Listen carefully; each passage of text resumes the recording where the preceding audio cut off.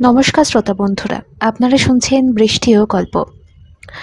আজকের গল্প হুমায়ুন আহমেদের লেখা মৃন্ময়ী। আজ তৃতীয় পর্ব। গল্প পাঠ ভালো লেগে থাকলে দয়া করে চ্যানেলটি সাবস্ক্রাইব করে আমার পাশে থাকবেন। শুরু হচ্ছে মৃন্ময়ী।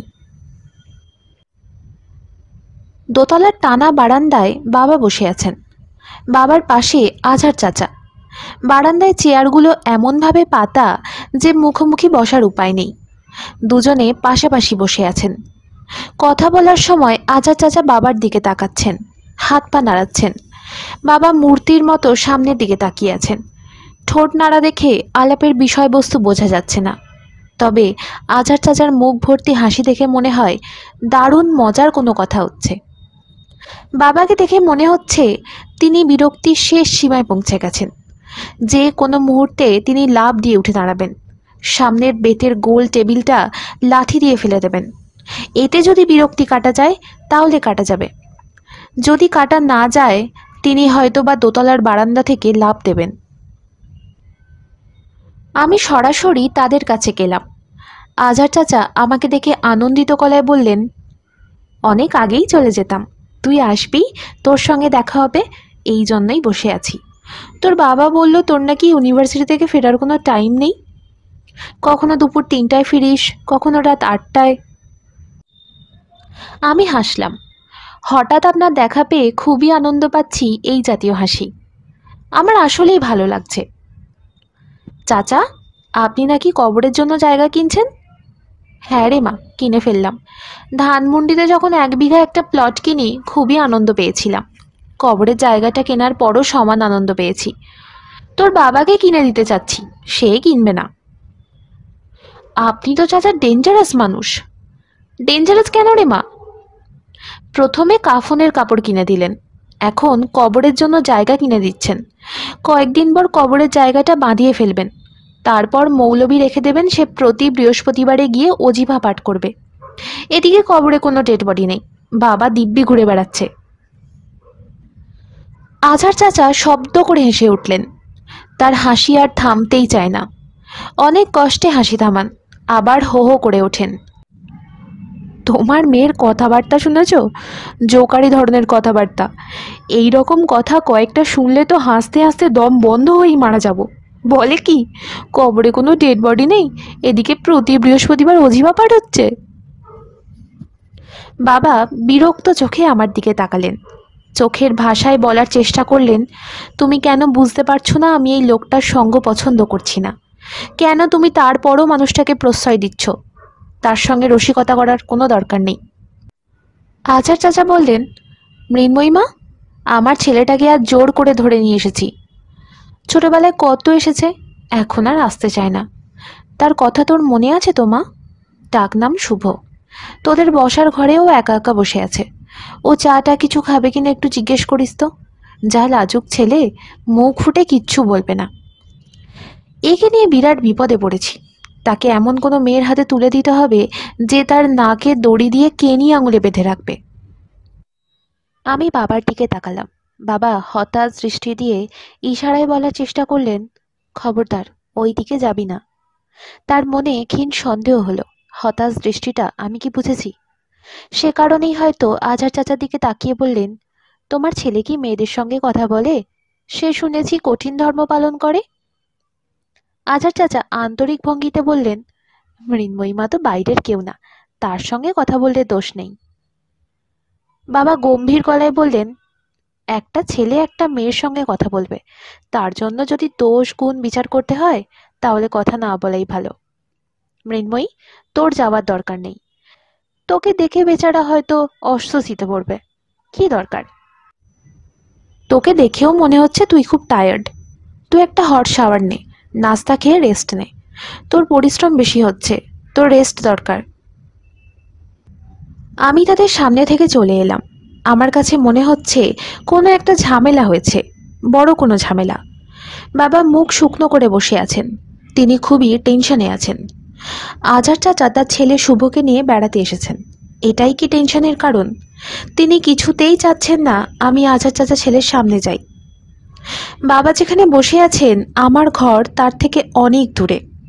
বাবা আজহার চাচার সঙ্গে কি কথা বলছেন কিছুই শুনতে পাচ্ছি না, তবে একটু পর পর আজহার চাচার হাসির শব্দ শুনতে পাচ্ছি। আজহার চাচা আজ খুব আনন্দে আছেন। বসার ঘর অন্ধকার। সেই ঘরে বড় বড় জানালা আছে। জানালায় ভারী পর্দা টানা থাকে বলে ঘর অন্ধকার হয়ে থাকে। বসার ঘরে কেউ বসলে বাতি জ্বালিয়ে দেওয়া হয়। আজ বাতি জ্বালানো হয়নি। আজহার চাচার ছেলে শুভ ঘরের এক কোনায় জড়সড় হয়ে বসে আছে। তাকে দেখে মনে হচ্ছে সে সামান্য ভীত, যেন ডেন্টিস্টের কাছে এসেছে, কিছুক্ষণের মধ্যেই তার ডাক পড়বে। আমাকে দেখেই সে অতি ব্যস্ত ভঙ্গিতে উঠে দাঁড়ালো, যেন আমি ডেন্টিস্টের অ্যাসিস্ট্যান্ট। তাকে বলতে এসেছি, আসুন আপনার ডাক পড়েছে। আমি বললাম, আপনি আজহার চাচার ছেলে শুভ? ছেলেটা মেঝের দিকে তাকিয়ে মাথা নাড়ল। দাঁড়িয়ে আছেন কেন, বসুন। ছেলেটি সঙ্গে সঙ্গে বসে পড়ল। আপনি কি কিছু খাবেন, চা কফি কিংবা ঠান্ডা কিছু? ছেলেটা না সূচক মাথা নাড়ল। আমি ঘরে ঢোকার পর থেকে সে একবারও আমার দিকে তাকায়নি, অথচ এই ছেলেই নাকি ছোটবেলায় আমাকে বিয়ে করার জন্য ব্যস্ত ছিল। আপনি একা একা বসে আছেন, আপনার খারাপ লাগছে না? না। আমি সামান্য চমকালাম। ছেলেটার গলার স্বর অস্বাভাবিক সুন্দর, বিষাদময়। প্রকৃতি কোনো মানুষকেই পুরোপুরি নিঃস্ব করে পাঠান না, কিছু না কিছু দিয়ে পাঠান। একে হয়তো অপূর্ব কণ্ঠস্বর দিয়ে পাঠাচ্ছেন, কিংবা ছেলেটার কণ্ঠস্বর সুন্দর, এটা আমার কল্পনাও হতে পারে। বেচারা একা একা অন্ধকারে চুপচাপ বসে আছে দেখে আমার মনে হয়তো তার সম্পর্কে এক ধরনের করুণা তৈরি হয়েছে। করুণার কারণেই মনে হচ্ছে ছেলেটার গলার স্বর সুন্দর। শুধু একটিমাত্র শব্দ না শুনে বলা যায় না কারোর গলার স্বর সুন্দর না অসুন্দর। আমি নিশ্চিত হওয়ার জন্য বললাম, আপনি মেঝের দিকে তাকিয়ে আছেন কেন, লজ্জা করছে? ছেলেটি হ্যাঁ সূচক মাথা নাড়ল। আমার নিজের ওপরই রাগ লাগছে। আমি ঠিকমতো প্রশ্ন করতে পারছি না। এমনভাবে প্রশ্ন করছি যে সে কথা না বলেও জবাব দিতে পারছে। আমার প্রশ্নগুলো এমন হওয়া উচিত যেন উত্তর দিতে হলে কথা বলতে হয়। আপনি কি নিজের বাড়িতেও এরকম চুপচাপ বসে থাকেন? ছেলেটি আবারও হ্যাঁ সূচক মাথা নাড়ল। আবারও ভুল প্রশ্ন করেছি। বসে বসে সময় কাটিয়ে দিচ্ছেন? হ্যাঁ সূচক মাথা নাড়া। আমি তো দেখছি ভালোই বিপদে পড়েছি। যে প্রশ্ন করছি সে মাথা নেড়ে নেড়ে পার হয়ে যাচ্ছে। আমি যে একের পর এক প্রশ্ন করে যাচ্ছি, আপনার কি খারাপ লাগছে? ছেলেটা না সূচক মাথা নাড়ল। আমি হতাশ হয়ে বললাম, কিছু মনে করবেন না, আমি যে প্রশ্নই করছি আপনি মাথা নেড়ে জবাব দিচ্ছেন।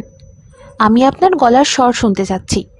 এইবার আমি যে প্রশ্ন করব তার জবাব দয়া করে কথা বলে দেবেন। লম্বা একটা সেন্টেন্স বলবেন। একটা লম্বা সেন্টেন্সে জবাব দিলে আমি আর আপনাকে প্রশ্ন করে বিরক্ত করব না।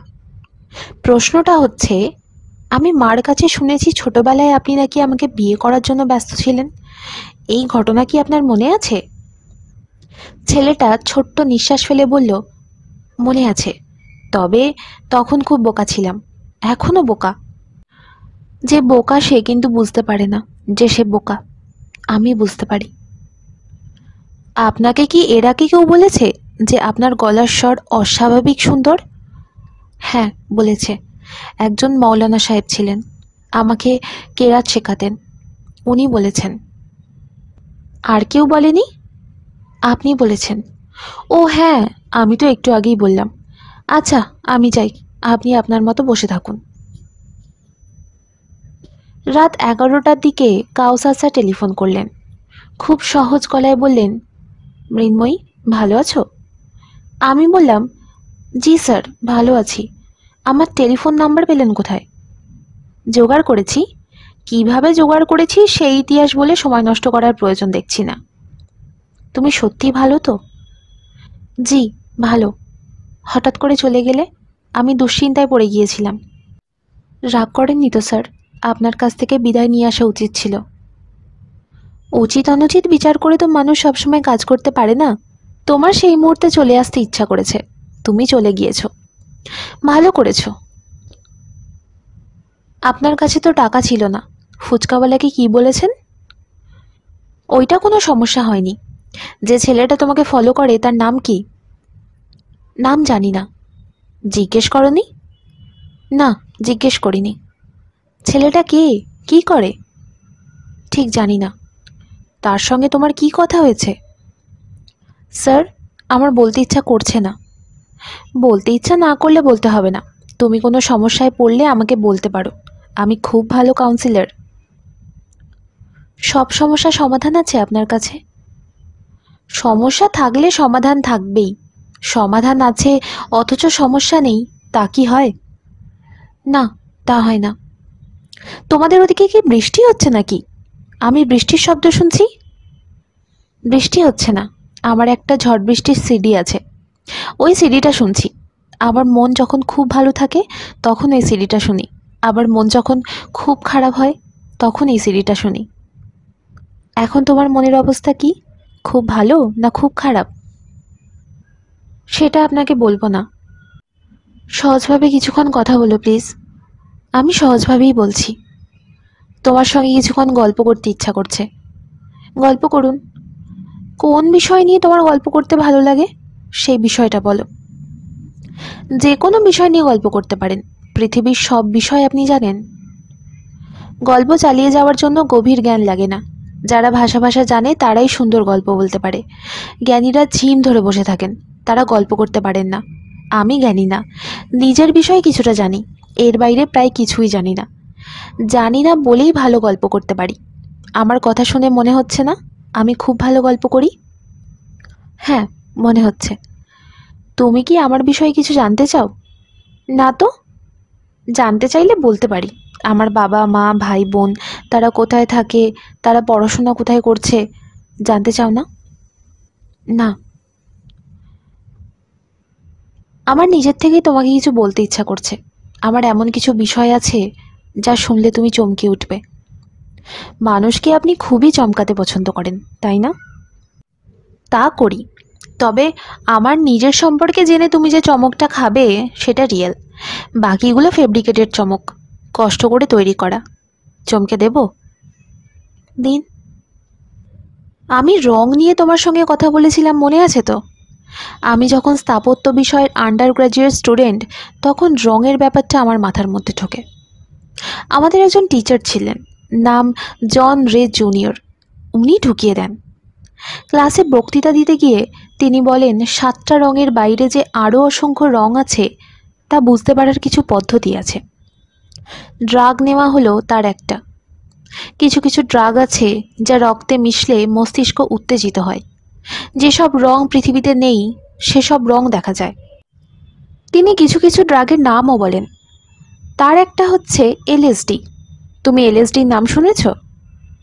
হ্যাঁ, শুনেছি। স্যারের কথা কতটুকু সত্যি তা পরীক্ষা করতে গিয়ে আমি এলএসডি নিলাম। রং দেখতে পেলেন? হ্যাঁ, পেলাম। সে এক অসাধারণ অভিজ্ঞতা।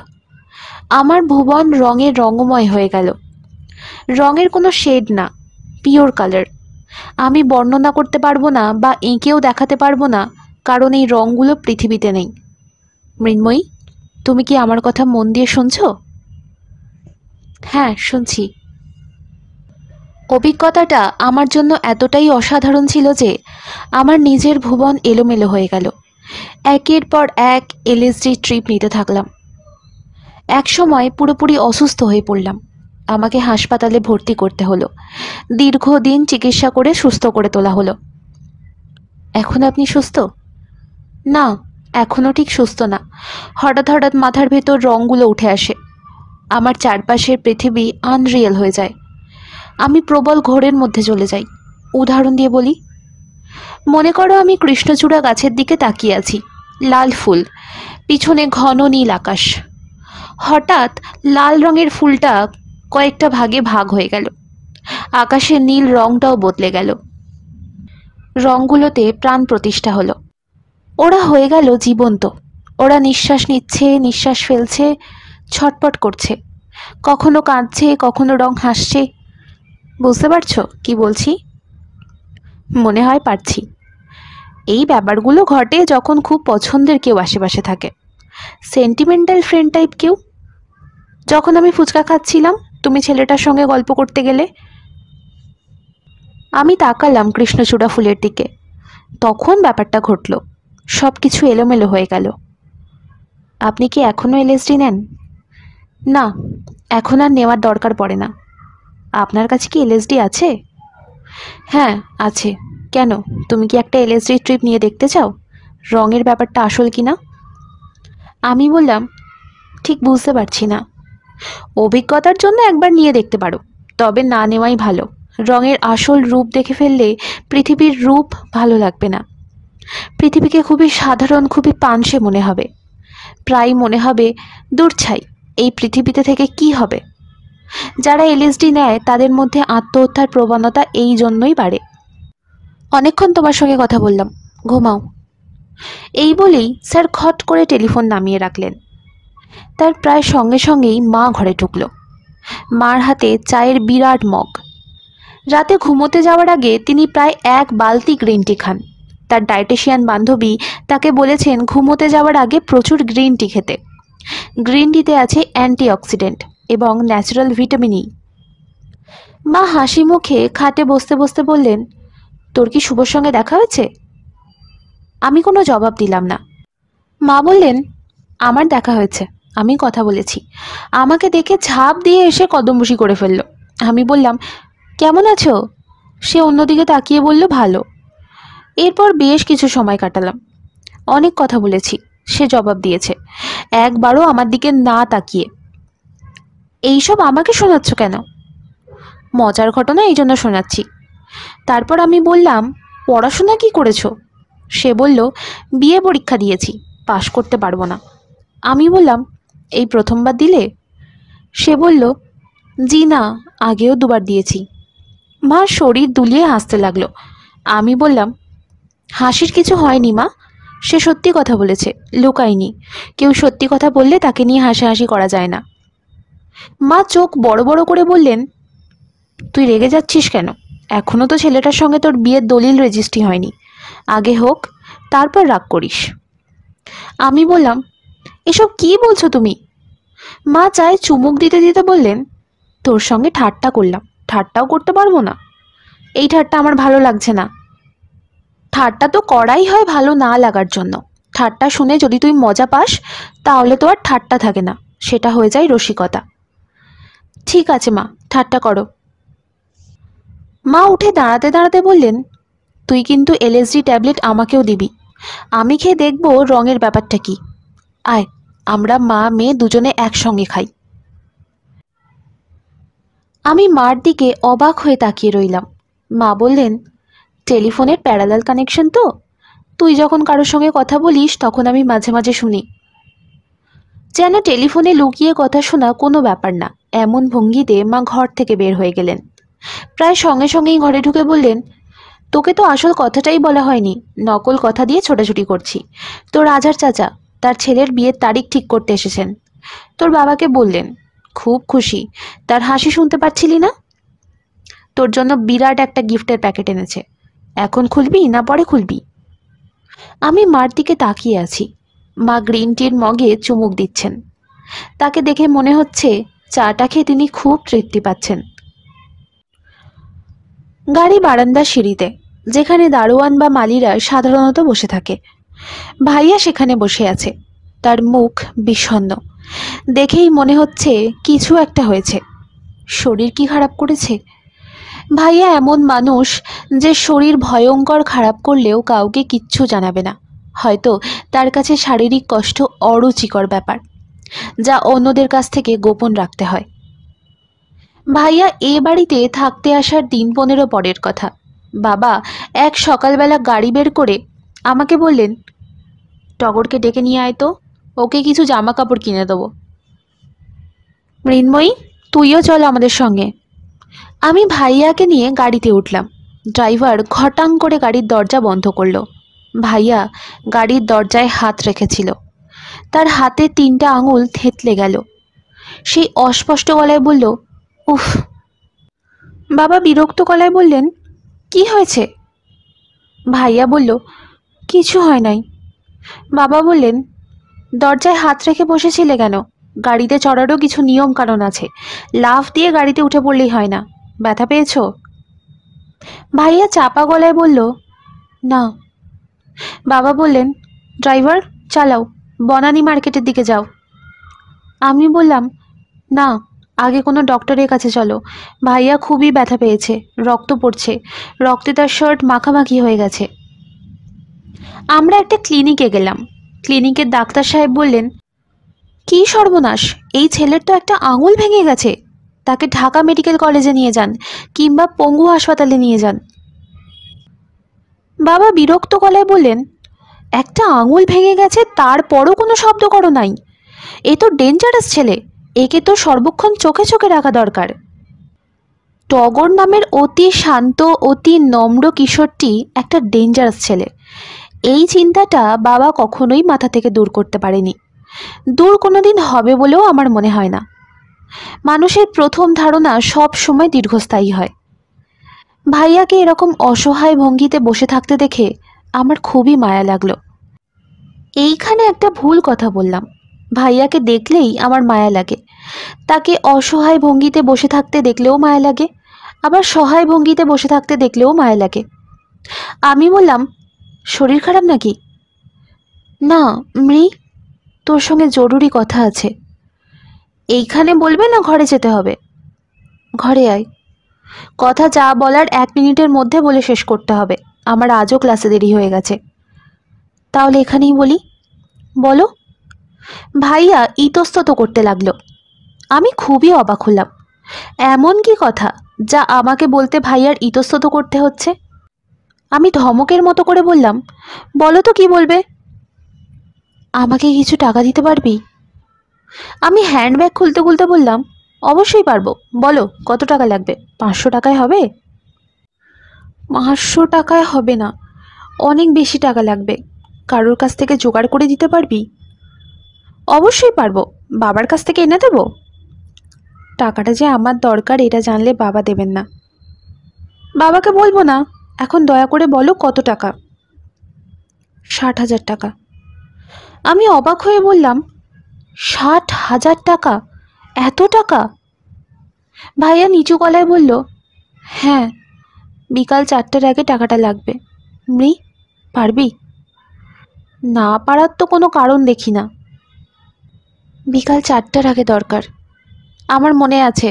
আমি কি জানতে পারি বিকাল 4টার আগে এতগুলো টাকা কেন দরকার? ভাইয়া কিছুক্ষণ চুপ করে থেকে বলল, পরে বলি, এখন বলতে ইচ্ছা করছে না। বলতে ইচ্ছা না করলে তোমাকে কখনো বলতে হবে না। Thank you. আমি গাড়িতে উঠেই মোবাইল ফোনে বাবাকে টেলিফোন করলাম। 60,000 টাকা বাবার জন্য কোনো ঘটনাই না। বাবা টেলিফোন ধরলেন, কিছুটা অবাক হয়ে বললেন, মা, ব্যাপার কি? কোনো ব্যাপার না বাবা, আমার কিছু টাকার দরকার। কখন দরকার? আমি ইউনিভার্সিটি থেকে ফিরবো 1টার সময়, তখনই দরকার। তুমি কাউকে দিয়ে বাড়িতে পাঠিয়ে দিও। তেমন প্রয়োজন মনে করলে আমি রহমতকে দিয়ে তোর ইউনিভার্সিটিতেও পাঠাতে পারি। ইউনিভার্সিটিতে পাঠাতে হবে না, বাড়িতে পাঠাও। অ্যামাউন্ট বল। অ্যামাউন্টটা বেশি, আমার দরকার 60,000 টাকা, 60,000। হঠাৎ এত টাকা? কী জন্য দরকার বলতো? সেটা এখন বলতে পারবো না। 60,000 টাকা তোমার জন্য দেওয়া কি কোনো সমস্যা? না, সমস্যা না। বাবা, টাকাটা অবশ্যই 1:30টার মধ্যে পাঠাবে। আমার দরকার 4টার আগে, তারপরও কিছু সময় হাতে থাকা ভালো। বাবা কিছুক্ষণ চুপ থেকে বললেন, মৃ, টাকাটা তোর দরকার না অন্য কারোর দরকার? আমার ধারণা তোর কাছে টাকাটা চেয়েছে টগর। ধারণা কি ঠিক? আমি বললাম, টাকাটা আমি তোমার কাছে চাচ্ছি, এটাই মূল বিষয়। বাবা শান্ত গলায় বললেন, এটা অবশ্যই মূল বিষয় না। তুই আমাকে খোলাখুলি বল, টাকাটা কি টগরের দরকার? হ্যাঁ। কী জন্য দরকার? বাবা আমি জানি না, আমাকে ভাইয়া বলেনি। ঠিক আছে, আমি টেলিফোন করে টগরের কাছ থেকে জেনে নিচ্ছি। তুমি অবশ্যই ভাইয়াকে টেলিফোন করবে না, ব্যাপারটা সে তোমাকে জানাতে চাচ্ছে না। কেন জানাতে চাচ্ছে না? সে তোমাকে ভয় পায়। পুরো ব্যাপারটাই ফিসি কিছু আছে। ফিসি কোনো ব্যাপারই আমার পছন্দ না। মৃন্ময়ী, মা শোন, এই টাকাটা আমি দেব না। আমি খুবই বিস্মিত হয়ে বললাম, তুমি দেবে না? বাবা শান্ত ভঙ্গিতে বললেন, না, টগরকে আমার কাছে আসতে হবে, ওকে এক্সপ্লেন করতে হবে। না দিলে দিও না, কিন্তু ভাইয়াকে এই বিষয়ে দয়া করে কিছু জিজ্ঞেস করবে না। আচ্ছা, জিজ্ঞেস করব না। বাবা টেলিফোন রেখে দিলেন। আমি একটা ধাক্কার মতো খেলাম। বাবা অতি বুদ্ধিমান একজন মানুষ। বুদ্ধিমান মানুষ কখনো তার প্রিয়জনদের সঙ্গে এমন রূঢ় আচরণ করে না। আমি একটা ছোট্ট ভুল করেছি। আমার বলা উচিত ছিল টাকাটা আমার নিজের ব্যক্তিগত কোনো কারণে দরকার। কারণটা এখন ব্যাখ্যা করতে পারছি না, পরে ব্যাখ্যা করব। মিথ্যে বলা হতো। আমি নিজে মিথ্যে বলার জন্য নিজের কাছে ছোট থাকতাম। বেচারা ভাইয়া উদ্ধার পেত। সে নিশ্চয়ই বড় ধরনের কোনো সমস্যায় পড়েছে। মোবাইল ফোন বাজছে। বাবা টেলিফোন করেছেন। ফোন সেটে তার নাম্বার ভাসছে। প্রচণ্ড রাগ লাগছে। টেলিফোন ধরতে ইচ্ছা করছে না। এই অভদ্রতা করা কি ঠিক হবে? হয়তো বাবা টেলিফোন করছেন সরি বলার জন্য। হয়তো তিনি মত বদলেছেন, রহমত চাচাকে টাকা দিয়ে পাঠাচ্ছেন। মানুষের ভেতর সবসময় জোয়ার ভাটা খেলা করে। এই রাগ, এই ভালোবাসা, এই মেঘ, এই রৌদ্র। মৃন্ময়ী? হ্যাঁ বাবা। তুই কি এখনো পথে? হ্যাঁ, জামে আটকা পড়েছি। ক্লাসে দেরি হয়ে গেল না? রোজই হয়। তুমি কি বলার জন্য ফোন করেছো সেটা বলো। মৃন্ময়ী শোন, তুই মনে হয় আমার উপর রাগ করেছিস। পুরো ব্যাপারটা তোকে ঠান্ডা মাথায় দেখতে হবে। বাবা, আমার মাথা এখন মোটেই ঠান্ডা না। কাজেই ঠান্ডা মাথায় আমি কিছুই চিন্তা করতে পারছি না। পরে তোমার সঙ্গে এই নিয়ে আলোচনা করি। আলোচনার কিছু নেই। আমার যা বলার আমি এখনই বলে শেষ করব। আমার ধারণা, আমার কথা শোনার পর কথার পিছনের লজিক তুই ধরতে পারবি। জগৎটা আবেগের না মা, জগৎটা লজিকের। পৃথিবী যে সূর্যের চারিদিকে ঘুরছে, কোনো আবেগে ঘুরছে না, লজিকে ঘুরছে। এই লজিক সৃষ্টির পিছনে কিন্তু কাজ করছে আবেগ। সেটা তো আমরা জানি না, লজিকটা আমরা জানি। যা জানি কথা হবে তার ভিত্তিতে। বেশ, বলো তোমার লজিক। বাবা শান্ত গলায় বললেন, টগর হলো এমন একজন ছেলে যার কিছুই করার ক্ষমতা নেই। ডিগ্রি পরীক্ষা দুবার দিয়েছে, এই তার যোগ্যতা। প্রতি মাসে আমার কাছ থেকে যে টাকাটা হাত খরচ হিসাবে পায়, এটাই তার বর্তমান রোজগার এবং হয়তোবা ভবিষ্যতেরও রোজগার। এই পর্যন্ত যা বলেছি ঠিক আছে? হ্যাঁ, ঠিক আছে। তার কিছু বন্ধু বান্ধব আছে যারা ছায়া জগতের বাসিন্দা। দু একজনের পিছনে পুলিশ ঘুরছে। যা বলছি ঠিক আছে তো মা? হ্যাঁ, ঠিক আছে। এখন টগর নামের অপদার্থ ছেলেটার হঠাৎ 60,000 টাকার দরকার পড়ে গেল। বাবা হিসাবে আমি প্রথম যে চিন্তাটা করব তা হলো সে বড় কোনো ঝামেলায় জড়িয়েছে। টাকা দিয়ে ঝামেলা মেটানো যায় না, টাকায় ঝামেলা বাড়ে। টাকাটা না দিয়ে আমার উচিত খোঁজ খবর করে ঘটনা কি জানার। তোমার টাকা দিতে হবে না। তোমার প্রতি আমার একটাই অনুরোধ, তুমি এই নিয়ে কোনো খোঁজ খবর করবে না, ভাইয়াকে কিচ্ছু জিজ্ঞেস করবে না। তোর অনুরোধ রাখবো এবং আশা করব তুইও আমার কথা রাখবি। তোমার কি কথা? টগরের টাকাটা অন্য কোনো সোর্স থেকে জোগাড় করার চেষ্টা করবি না। আমার কোনো সোর্স নেই। তুই বুদ্ধিমতী মেয়ে, সোর্স বের করা তোর জন্য কোনো সমস্যা না। Thank you for the compliment. বাবা, টেলিফোন রাখি। টেলিফোন রাখার আগে তুই কি স্বীকার করবি আমি যে কথাগুলো বলছি তার পিছনে যুক্তি আছে? হ্যাঁ, স্বীকার করছি। বাবা টেলিফোন রেখে দিলেন। 50 মিনিটের ক্লাস। আমি উপস্থিত হলাম 40 মিনিট পর। ক্লাসে ঢুকেই স্বস্তির নিঃশ্বাস ফেললাম। টিচার নেই। কাউসার স্যার ক্লাস নিতে আসেননি। যে যার মতো ছড়িয়ে ছিটিয়ে বসেছে। কেউ কেউ ডিজাইন টেবিলে বসে কাজ করছে, তবে বেশিরভাগই গল্প করছে। ফরিদা বলল, ইউনিভার্সিটির কারেন্ট গুজব শুনেছিস? আমাদের বিখ্যাত গরু স্যার রেজিগনেশন লেটার পাঠিয়েছেন। আজ ক্লাসে আসেননি, এই কারণেই এমন গুজব। তিনি গত 3 দিন ধরে ক্লাসে আসছেন না। 3 দিন আগে থেকেই বাজারে গুজব ভাসছে। 2 রকমের গুজব। একটা হলো তিনি চাকরি করবেন না, রেজিগনেশন লেটার পাঠিয়েছেন। দ্বিতীয় হলো ইউনিভার্সিটি তার চাকরি নট করে দিয়েছে। দুটো গুজব যখন বাজারে চালু থাকে তখন দুটোর মধ্যে একটা সত্যি হয়। কোনটা সত্যি কে জানে? যেইটাই সত্যি হোক, ফলাফল তো একই। তা ঠিক। আমরা গুজব অনুসন্ধান কমিটি করেছি। আমি এই কমিটির সেক্রেটারি জেনারেল।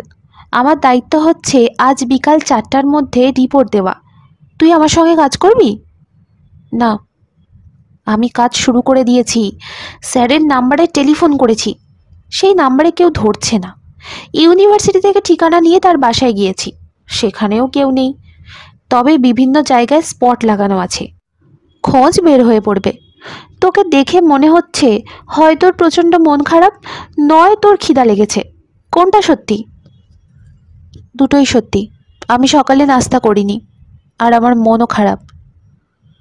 ক্যান্টিনে নাস্তা করে নে, ভেজিটেবল রোল আছে, গরম গরম ভাজছে। নাস্তা খেয়ে আয়, তোর সঙ্গে গোপন কথা আছে, খুবই গোপন, secret to the highest wonder. মুখ প্যাঁচার মতো করে রাখলে গোপন কথা বলা যাবে না। মনের দুঃখ এক পাশে সরিয়ে আমার কাছে আয়, গোপন কথা শুনে যা। আমি ফরিদার দিকে তাকালাম। যত দিন যাচ্ছে এই মেয়ে তত মোটা হচ্ছে। মজার ব্যাপার হচ্ছে, সে তার বিশাল শরীর নিয়ে মোটেই চিন্তিত না, মনের সুখে খাওয়া দাওয়া করছে। ক্লাসের শেষে বাড়ি যাওয়ার আগে অবশ্যই সে আইসক্রিম খাবে। সে একা খাবে না, সঙ্গে যারা থাকবে তাদের সবাইকে খেতে হবে। মানুষকে নানান ক্যাটেগরিতে ফেলা যায়, ফরিদা এমন মেয়ে যাকে কোনো ক্যাটেগরিতে ফেলা যায় না। ফার্স্ট ইয়ারের প্রথম সেমিস্টারের শুরুর দিনে ফরিদা সবাইকে একটা কাগজ পাঠালো। কাগজের ওপর লেখা, জন্মদিন জানিয়ে দিন। তার নিচে গুটি গুটি করে লেখা, সহযাত্রী বন্ধুদের অনুরোধ করা হচ্ছে তারা যেন তাদের জন্মদিন এই কাগজে লিখে দেন, যাতে ক্লাসের পক্ষ থেকে এবং আমার নিজের পক্ষ থেকে আমরা জন্মদিন পালন করতে পারি। ফরিদা তার দায়িত্ব পালন করে যাচ্ছে। জন্মদিন পার্টি হচ্ছে, ফরিদা একাই 100। কথায় কথায় খুবই গোপন, secret to the highest wonder বলা তার মুদ্রা দোষ। ভেজিটেবল রোল খেতে খেতে মাকে টেলিফোন করলাম। মা তার স্বভাব মতোই উল্লাসিত গলা বের করে বললেন, মৃ, তুই বিশ্বাস করবি না, 1 মিনিট আগে মনে হলো তোর টেলিফোন আসছে। আমার মোবাইলের ব্যাটারি শেষ হয়ে আসছে, মোবাইল অফ ছিল, 1 মিনিট আগে অন করেছি, কারণ আমি নিশ্চিত তুই টেলিফোন করবি। টেলিপ্যাথির কথা অনেক শুনেছি, এই প্রথম নিজের চোখে দেখলাম। কি যে অবাক হয়েছি, এখনো গায়ের সব রোম খাড়া হয়ে আছে। তোর সঙ্গে গাড়ি আছে না? তুই এক কাজ কর, গাড়ি নিয়ে হুট করে চলে আয়। আমার গায়ের রোম যে খাড়া হয়ে আছে নিজের চোখে দেখে যা। আসতে পারবি? না, আসতে পারবো না। তোমার মোবাইলের ব্যাটারি শেষ হয়ে যাচ্ছে, আমি কাজের কথা সেরে নিই। বল তোর কাজের কথা। দাঁড়া 1 সেকেন্ড, তোর কাজের কথা বলার আগে আমি আমার নিজের কথা বলে নিই, পরে ভুলে যাব। আমার বেলায় এটা খুব বেশি হয়, সময় মতো কথা বলা হয় না, বলে পরে ভুলে যাই। কথাটা হলো, আমি মোজা বানাতে পারে এমন একজনের সন্ধান পেয়েছি। তিনি আমাকে মোজা বানানো শিখিয়ে দেবেন। তিনি পায়ের মোজা বানাতে পারেন, আবার হাতের মোজাও বানাতে পারেন। ভালো তো, কোন মোজাটা বানাবো সেটা বুঝতে পারছি না, স্ক্রিপ্টে কিছু লেখা নেই। তোর কি মনে হয়? ডিরেক্টর সাহেবকে জিজ্ঞেস করে নাও। প্রতি 10 মিনিট পর পর তাকে ফোন করছি, রিং হচ্ছে কিন্তু কেউ ধরছে না। মা, তোমার কথা কি শেষ হয়েছে? আমি কি আমার কথাটা বলতে পারি? তোর 60,000 টাকা দরকার, এই তো কথা। জানো কিভাবে? তোর বাবা টেলিফোন করে আমাকে জানিয়েছে যেন আমি টাকাটা না দিই। ও আচ্ছা। মৃ, শোন, উলের মোজা সাধারণত কোন কালারের হয় বলতো? মা, আমি জানি না কোন কালারের হয়, আমি নিজে কখনো উলের মোজা পরি না। তুইও পড়েছিস, জানুয়ারি মাসের 7 তারিখ তোর জন্ম, প্রচণ্ড শীত, তোর হাতে পায়ে উলের মোজা পরিয়ে রাখতাম, ছবিও তোলা আছে। মা, এখন রাখি।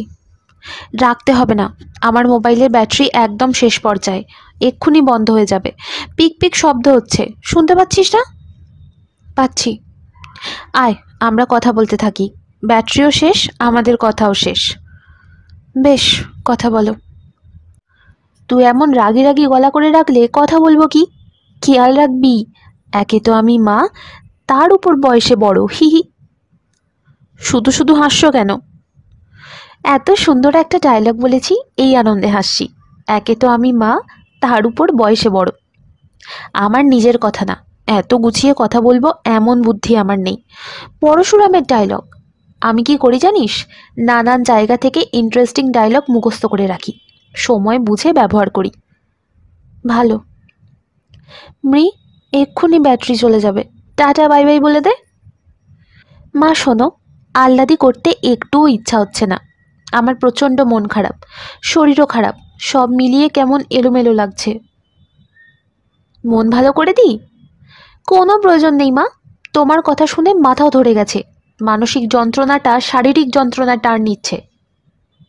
আমি তোর মাথা ধরা সারিয়ে দেবো, মন খারাপ ভাবও সারিয়ে দেবো, শরীরও দেখবি ভালো হয়ে গেছে। কি দেব? আচ্ছা ঠিক আছে, দিচ্ছি। শোন মৃ, টগরকে টাকাটা আমি দিয়ে দিয়েছি। এতক্ষণ অকারণেই তোর সঙ্গে খটখট করলাম। টাকা দিয়ে দিয়েছো? হ্যাঁ, ব্যাংক থেকে তুলে এনে দিয়েছি। তোর বাবা জানতে পারলে কেঁচা দেবে। থ্যাংক ইউ মা বলে একটা চিৎকার দিতে ইচ্ছা করছে, চিৎকার দিতে পারলাম না, কারণ মার মোবাইলের ব্যাটারি শেষ হয়ে মোবাইল অফ হয়ে গেছে। আমার মাথা ধরা নেই, মন খারাপ ভাব পুরোপুরি দূর হয়েছে, শরীর ঝরঝরে লাগছে। মা যেমন ছেলে মানুষই করে, আমারও সেরকম কিছু করতে ইচ্ছা করছে। বৃষ্টিতে ভেজা টাইপ কিছু। এখন নভেম্বর মাস, আকাশে শীতের ঝলমলে রোদ, বৃষ্টির কোনো সম্ভাবনা নেই। এমন কোনো দিন সত্যি কি আসবে যখন প্রকৃতি পুরোপুরি মানুষের মুঠোর মধ্যে চলে আসবে? আমার বৃষ্টিতে ভিজতে ইচ্ছা করছে। আমি ছাদে উঠে দু হাত আকাশের দিকে তুলে বললাম, বৃষ্টি। অমনি ছাদে বৃষ্টি নামলো। বৃষ্টি শুধুই আমাকে ভিজিয়ে দিয়ে গেল, আর কাউকে কিচ্ছু করলো না। বাড়ি ফিরলাম সন্ধ্যা পার করে। সন্ধ্যার অনেক আগেই ফিরতে পারতাম, শেষ ক্লাসটা হয়নি। 3টার পর থেকেই ছুটি। মাঝে মাঝে ঘরে ফিরতে ইচ্ছা করে না, ইচ্ছা করে শুধুই ঘুরে বেড়াই। প্রাণী জগতের ভেতর একমাত্র মানুষই হয়তো এমন প্রাণী যার হঠাৎ হঠাৎ ঘরে ফিরতে ইচ্ছা করে না। কিংবা কে জানে, প্রাণী জগতের অনেকেরই হয়তো ঘরে ফিরতে ইচ্ছা করে না। পাখিদের সম্বন্ধে পুরোপুরি না জেনেই হয়তো জীবনানন্দ দাশ লিখেছেন, সব পাখি ঘরে ফেরে, পাখিদের কেউ কেউ হয়তো কখনোই ফেরে না। ঢাকা শহর এমন একটা শহর যে ঘরে না ফিরে কোথাও যাওয়ার জায়গা নেই। একজন মেয়ের পক্ষে একাকী কোথাও যাওয়া তো অসম্ভব ব্যাপার। একটা সাধারণ কফি শপে কফি খেতে যাওয়া যাবে না। কফি শপের মালিক, কর্মচারী এবং কাস্টমাররা বারবার তীক্ষ্ণ চোখে দেখবে। তাদের চোখে প্রশ্ন, এই মেয়ে একা কেন? আমার এমন অভিজ্ঞতা অনেকবার হয়েছে। মেয়েদের একা ঘোরার জায়গা একটাই, শাড়ি গয়নার দোকান। যেন তাদের জীবনটা শাড়ি এবং গয়নার গোলকধাঁধায় আটকে গেছে। মেয়েরা অন্য কোনো গোলকধাঁধায় ঘুরতে পারবে না, এই গোলকধাঁধাতেই ঘুরতে হবে। আমার যখন একা ঘুরতে ইচ্ছা করে, গাড়ি নিয়ে শালবনের দিকে যাই। শালবন শব্দটা মনে হলেই আমার চোখে ভাসে নিবিড় বন। মাঝখান দিয়ে রাস্তা এঁকে বেঁকে চলে গেছে, অতি নির্জন রাস্তা। বাতাসে শালবনের পাতা কেঁপে কেঁপে মোটামুটি ভয় ধরে যায় এমন শব্দ হচ্ছে, আবার থেমে যাচ্ছে, যে শব্দের সঙ্গে সমুদ্রের গর্জনের কিছু মিল আছে। বাংলাদেশের শালবন সেরকম না, বেশিরভাগ গাছ কাটা হয়ে গেছে। বনের ফাঁক ফোকরে ধানি জমি, বাড়িঘর, হাঁস মুরগি পালা হচ্ছে, এমনকি ইন্ডাস্ট্রি পর্যন্ত হয়ে গেছে। মশা মারা কয়েলের ইন্ডাস্ট্রি, জাপানি সহযোগিতায় মাছের খাদ্য প্রস্তুতের ইন্ডাস্ট্রি, অ্যালাম তৈরির কেমিক্যাল ইন্ডাস্ট্রি। শালবনের ভেতর দিয়ে যে হাইওয়ে গিয়েছে, সেখানে হেন যানবাহন নেই যা চলছে না। মহিষের গাড়ি থেকে শুরু করে কন্টেনার আনা নেওয়া করে দৈত্য ট্রাক, সবই আছে। এক মুহূর্তের জন্য রাস্তা ফাঁকা না। তারপরও মনের ভেতর যেতে আমার ভালো লাগে। হাইওয়ের এক পাশে গাড়ি রেখে হুট করে মনে ঢুকে পড়া। খুব ভেতরে ঢুকতে সাহস হয় না, তারপরও অনেকখানি ভেতরে চলে যাই। হাইওয়ের দিকে গাড়ি চলাচলের শব্দ শোনা না যাওয়া পর্যন্ত এগোতে থাকি। একসময় ভয় লাগতে শুরু করে, অচেনা জায়গার ভয়, বনের ভেতর লুকিয়ে থাকা ডাকাতের ভয়, নির্জনতার ভয়। তখন সামান্য সময়ের জন্য হলেও নিজের মধ্যে এক ধরনের ঘোর তৈরি হয়। সেই সময় অদ্ভুত সব কাণ্ড করতে ইচ্ছা করে। ড্রাইভার রহমত আমার এই স্বভাবের কথা জানে। তাকে যখনই বলি শালবনের কাছে নিয়ে চলো, সে আতঙ্কগ্রস্ত হয়ে পড়ে, মুখ শুকিয়ে কেমন ছাতা মরা হয়ে যায়। আমার ধারণা, রাতে সে যেসব দুঃস্বপ্ন দেখে তার বেশিরভাগই শালবন সম্পর্কিত। সে গাড়ি নিয়ে শালবনের ভেতর ঢুকেছে। আমি গাড়ি থেকে নেমে বনের মধ্যে চলে যাচ্ছি। হঠাৎ আর্তনাদ, কয়েকজন মুখোশ পরা ডাকাত আমাকে ধরে নিয়ে যাচ্ছে। আমি বাঁচাও বাঁচাও করে চিৎকার করছি। ঘুমের এই পর্যায়ে রহমতের ঘুম ভাঙবে। সে বিড়বিড় করে তার স্ত্রীকে বলবে, পানি খাও, আজ আবার দুঃস্বপ্ন দেখেছি। সন্ধ্যাবেলা ভাইয়ার ঘরে বাতি জ্বলছে। এটা খুবই অদ্ভুত ঘটনা। সন্ধ্যাবেলা সে ঘরেই থাকে না, আর যদি থাকে তার ঘরে বাতি জ্বলে না। ভাইয়া বিছানায় শুয়েছিল। আমি ঘরে ঢুকতেই সে ধড়মড় করে উঠে বসে বলল, টাকা এনেছিস? আমি অবাক হয়ে বললাম, টাকা পাওনি? ভাইয়া বলল, তুই না দিলে পাবো কোথায়? আর কাউকে তো টাকার কথা বলিনি, টাকা জোগাড় হয়নি। আমি বললাম, না। ভাইয়া বিড়বিড় করে বলল, বিরাট ঝামেলায় পড়ে গেলাম রে। কী ঝামেলা? ভাইয়া জবাব দিল না, আবার বিছানায় শুয়ে পড়ল। ক্ষীণ গলায় বলল, মৃ, বাতিটা নিভিয়ে দিয়ে যা। মার সঙ্গে কি তোমার দেখা হয়েছে? হ্যাঁ হয়েছে। মা কিছু বলেছে? তিনি উলের মোজা নিয়ে কি যেন একটা বললেন, আসলে আমি মন দিয়ে তার কথা শুনিনি। আমি দোতলায় উঠে এলাম। দোতলার বারান্দায় গামলা ভর্তি গরম পানিতে মা পা ডুবিয়ে বসে আছেন। তার পায়ে সমস্যা আছে, সামান্য হাঁটাহাঁটি করলেই পা ফুলে যায়, তখন জল চিকিৎসা চলে। তার হাতে উলের কাঁটা। তিনি মোজা পরা শুরু করেছেন। মা আমাকে দেখে হাসি মুখে তাকালেন। আমি কঠিন গলায় বললাম, ভাইয়াকে তুমি টাকাটা দাওনি মা? না। তাহলে আমাকে কেন বললে দিয়েছ? তুই খুবই মন খারাপ করেছিলি। তোর মন খারাপ ভালো করার জন্য একটা মিথ্যা কথা বলেছি। মানুষের মন ভালো করার জন্য দু একটা ছোটোখাটো মিথ্যা বলা যায়, এতে কোনো পাপ হয় না, ক্ষেত্র বিশেষে পূর্ণ হয়। আমি মার দিকে তাকিয়ে আছি। তিনি খুব স্বাভাবিক ভঙ্গিতে মোজা বুনে যাচ্ছেন। কাজটায় অতি অল্প সময় তিনি দক্ষতা অর্জন করেছেন, এটা বোঝা যাচ্ছে। তিনি আমার দিকে তাকিয়ে হাসি মুখে বললেন, ভালো হচ্ছে না? মোজা বানানোর আসল রহস্য খুব সোজা। ঘর তোলা আর হিসাব করে ঘর বন্ধ করা, এই দুটো জিনিস জানলেই হলো।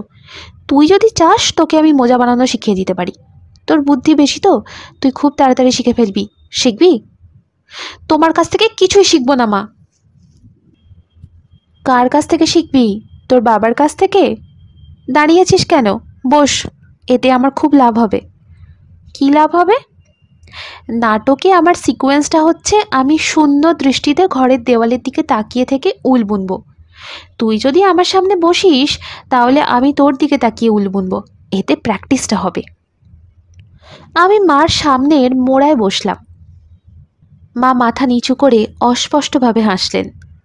আমি তার দিকে তাকিয়ে আছি। অত্যন্ত রূপবতী একজন মহিলা। বয়সের কোনো ছাপ তার চেহারায় নেই। শুধু বয়স কেন, কোনো কিছুরই ছাপ তার চেহারায় নেই। দুঃখের ছাপ নেই, শোকের ছাপ নেই, আনন্দের ছাপ নেই। মৃন্ময়ী, তোর বাবার সঙ্গে কি তো দেখা হয়েছে? না, সে ঘরে আছে, মেজাজ খুবই খারাপ। কেন? তোর বাবা তো বলবে না কেন তার মেজাজ খারাপ? তবে আমি অনুমান করতে পারি। দড়ি টানাটানি খেলা হঠাৎ শুরু হয়েছে।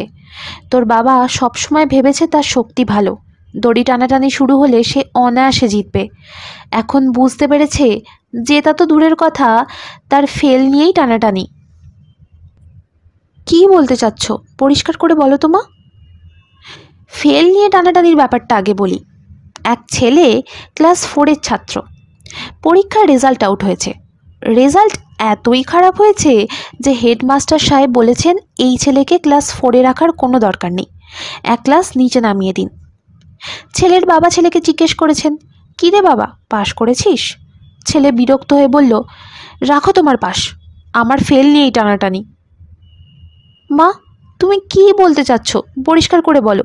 গল্পগুলো বাদ দাও, দড়ি টানাটানির ব্যাপারটা কি?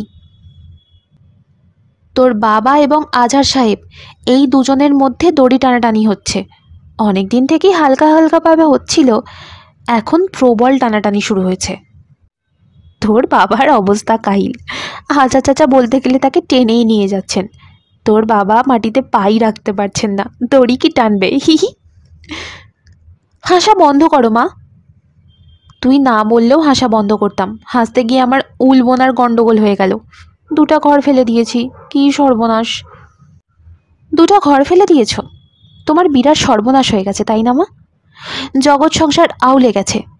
ছোট মানুষের ছোট জগৎ ছোট ব্যাপারেই আউলে যায়। মোজার দুটো ঘর ফেললে কারোর জগৎ আউলায়, আবার কেউ কেউ আছে কোনো কিছুতেই জগৎ আউলায় না। মার বকবকানি শুনতে ইচ্ছা করছে না। আমি উঠতে যাচ্ছি, মা হাত বাড়িয়ে আমাকে ধরে ফেললেন। চাপা গলায় বললেন, তোর বাবা শেষ পর্যন্ত কবরের জায়গা কিনেছে। আজার সাহেবের হাত থেকে তোর বাবা বের হয়ে যাবে এটা অসম্ভব। তোর বাবা জানে না, আমি জানি। বাবা কবরের জায়গা কিনেছেন? হ্যাঁ। সত্যি কথা বলছো মা? মা জবাব দিলেন না। তিনি মোজার ফেলে যাওয়া দুটো ঘর খুঁজে পেয়েছেন। তিনি ঘর নিয়ে ব্যস্ত হয়ে পড়েছেন। মা যে সত্যি কথা বলছেন তা বোঝা যাচ্ছে।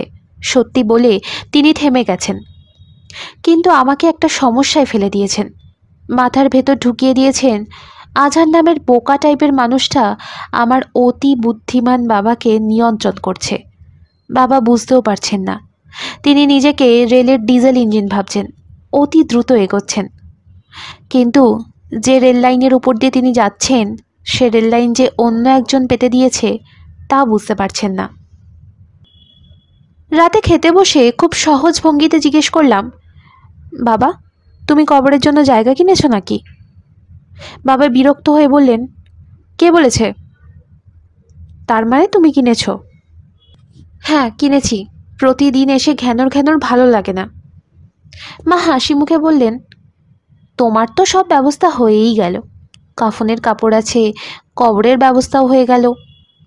বাবা খাওয়া বন্ধ করে বললেন, আমার সঙ্গে ফাজলামি করবে না। মা অবাক ভাব করে বললেন, কি ফাজলামি করলাম? যেটা সত্যি সেটাই তো বলছি, নাকি এই বাড়িতে সত্য কথা বলা নিষেধ? বাবা বললেন, তুমি কবে থেকে সত্যবাদী হয়ে গেলে? তোমার সঙ্গে বিয়ের পর সত্যবাদী হয়েছি। তুমি সবসময় সত্য কথা বলো তো, তোমাকে দেখে দেখে সত্যি বলা শিখেছি। তুমি কি বোঝাতে চেষ্টা করছো? আমি কিছু বোঝানোর চেষ্টা করছি না, শুধু বলছি তোমার সঙ্গে বিয়ে হওয়ার পর থেকে আমি সত্যি কথা বলা শিখেছি।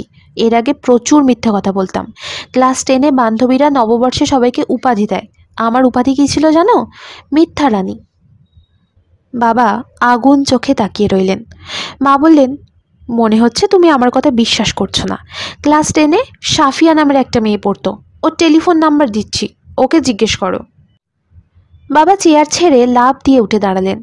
হাতের এক ঝটকায় টেবিলে রাখা ডালের বাটি মেঝেতে ফেলে দিলেন। যেন কিছুই হয়নি এমন ভঙ্গিতে মা বললেন, করছো কি? ডালের বাটিটাই ফেলে দিলে?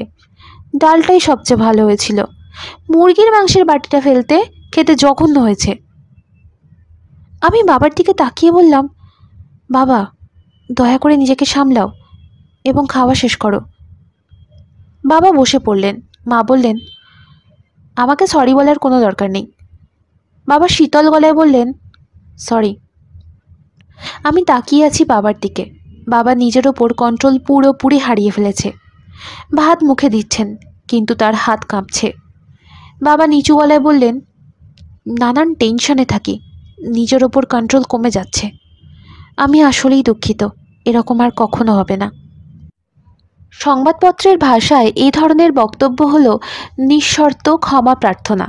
ক্ষমা প্রার্থনার পর আর কিছু থাকে না। মার মুখে বিজয়ী হাসির পরিবর্তে বোকা বোকা হাসি দেখা যাচ্ছে। তিনি কিছু বলবেন এটা বুঝতে পারছি অনেকক্ষণ ধরেই। তিনি মনে মনে কিছু গোছাচ্ছেন। মা বাবাকে আবারও আক্রমণ করবেন এরকম মনে হচ্ছে না। টম অ্যান্ড জেরি খেলার এইখানেই ইতি হবার কথা, কিন্তু মাকে বিশ্বাস নেই। মা বাবার দিকে তরকারির বাটি বাড়িয়ে দিতে দিতে বললেন, তোমার পায়ের মাপটা দিও তো। বাবা বললেন, কেন? মা বললেন, আমি মোজা বানানো শিখছি, তোমার জন্য উলের মোজা বানিয়ে দেবো। চা বাগান কিনেছ, শীতের সময় ওইসব অঞ্চলে খুব শীত পড়ে, উলের মোজা পায়ে থাকলে শীতের হাত থেকে বাঁচবে। বাবা মার দিকে অনেকক্ষণ তাকিয়ে থেকে বললেন, thank you for the kind thought.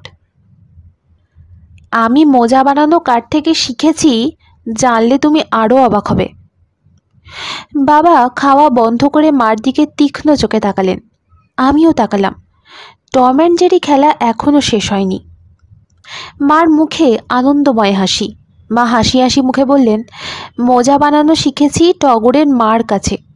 টগরের কাছ থেকে ঠিকানা নিয়ে ওনাকে খুঁজে বের করলাম। খুব গুণী মহিলা, অনেক কিছু জানেন। ছোট মাছ আর জলপাই দিয়ে একটা টক করেন, তুমি নাকি সেই টক খুব শখ করে খেতে। বাবা তাকিয়ে আছেন, কিছু বলছেন না, পরিস্থিতি বিচার করছেন। মা বললেন, এখন শিখে এসেছি, তোমার যখন খেতে ইচ্ছা করে বলবে, রেঁধে খাওয়াবো। বাবা বললেন, থ্যাংক ইউ অ্যাগেন। মা বললেন, আর একজনের কাছে মুরগি রান্নার একটা রেসিপি জোগাড় করেছি, এটাও নাকি তোমার খুব প্রিয়। বাবার দৃষ্টি তীক্ষ্ণ হলো। মার মধ্যে কোনো ভাবান্তর নেই। তিনি এখন আর বাবার দিকে তাকাচ্ছেন না, তিনি তাকিয়ে আছেন আমার দিকে। মৃ, শুনে রাখ, তোর যা বুদ্ধি একবার শুনলেই মনে থাকবে। তখন তুই তোর প্রিয়জনকে রেঁধে খাওয়াবি। তোর গরু স্যারকে রেঁধে খাওয়াতে পারিস। রেসিপিটা হচ্ছে, একটা মাঝারি সাইজের মুরগি নিবি, আস্ত মুরগিটার চামড়া খুলে ফেলবি, তারপর মুরগিটার গায়ে 35 থেকে 40টার মতো ফুটো করবি। তারপর ফুটোয় একটা করে রসুনের কোয়া দিবি। তারপর টক দই দিয়ে মুরগিটাকে মাখিয়ে একটা ভেজা ন্যাংড়া দিয়ে পেঁচিয়ে ফ্রিজে রেখে দিবি। মুরগি ফ্রিজে থাকবে 12 ঘন্টা। বাবা কঠিন গলায় বললেন, স্টপ ইট। মা চুপ করে গেলেন। কে যেন চাপা গলায় ডাকছে, আফা কো, আফা। কস্তুরী বেগমের গলা। বালিশের নিচে আমার হাতখড়ি। রেডিয়াম ডায়ালের চল উঠে গেছে। রেডিয়াম স্বাস্থ্যের জন্য হানিকর। সময় দেখতে হলে বাতি জ্বালাতে হবে। বাতি জ্বালাতে ইচ্ছা করছে না। ঘড়ি না দেখেই বুঝতে পারছি অনেক রাত। আমি ঘুমোতে গেছি 1টায়। অনুমান করছি 2 ঘন্টার মতো ঘুমিয়েছি, কাজেই রাত 3টা হবে। রাত 3টায় কস্তুরী বেগম আমাকে কেন ডাকবে? কোনো এমার্জেন্সি? বাবা অসুস্থ হয়ে পড়েছেন? কিছুদিন পর পর বাবা হঠাৎ অসুস্থ হয়ে পড়েন। তিনি নিঃশ্বাস নিতে পারেন না, বিছানায় ছটফট করতে থাকেন। তখন চারিদিকে হইচই পড়ে যায়। বারান্দার সব বাতি জ্বালানো হয়। কয়েকজন ডাক্তারকে খবর দেওয়া হয়, অ্যাম্বুলেন্স চলে আসে, অক্সিজেন চলে আসে। তখন বাবা সুস্থ হয়ে ওঠেন। বিছানায় উঠে বসে স্বাভাবিক গলায় বলেন, 1 গ্লাস পানি দেখি, নর্মাল পানির সঙ্গে 1 টুকরো বরফ দিও। ডাক্তাররা নিজেদের মধ্যে মুখ চাওয়াচাওয়ি করে। তখন বাবা বলেন, দেখি একটা সিগারেট। আজকেও এরকম কিছু কি হয়েছে? কস্তুরী বেগম আবার ডাকলো, আফা কু আফা, দরজা খুলেন। আমি দরজা খুললাম না। ব্যাপার আঁচ করতে চেষ্টা করছি। বারান্দায় হাঁটার শব্দ পাচ্ছি, চটি পড়ে হাঁটা। বাবা হাঁটছেন, তার অর্থ হলো তিনি সুস্থ আছেন। আমার ঠিক ঘরের সামনে চেয়ার টেনে কে যেন বসলো, সম্ভবত মা। মা বসার আগে চেয়ার একটু সরাবেন, চেয়ারটা যেখানে আছে ঠিক সেখানে বসবেন না। বাবা মা দুজনেই জেগে আছেন। ব্যাপার কি?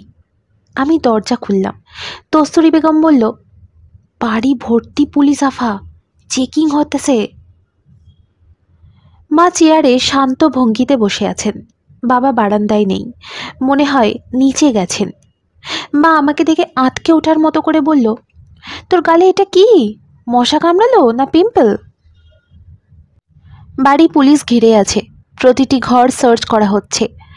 এসব যেন কোনো বিষয় না। আমি বললাম, পুলিশ কেন মা? মা হাই তুলতে তুলতে বলল, আমি কি জানি পুলিশ কেন, তোর বাবা জানে। তোর বাবার সঙ্গে পুলিশ অফিসারের কথা হচ্ছে। বাবাকে জিজ্ঞেস করনি? না।